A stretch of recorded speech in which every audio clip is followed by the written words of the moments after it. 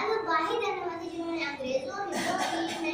انگریزوں ہندوؤں کی غلامی میں جکڑے مسلمانوں کی کم آئندگی کا احساس کیا. ان کے لیے ایک الگ ہدایت کی ضرورت محسوس کی. نہ سمجھو گے تو مٹ جاؤ گے ہندوستان والوں، نہ سمجھو گے تو مٹ جاؤ گے ہندوستان والوں، تمہاری داستان اب بھی نہ ہوگی داستانوں میں.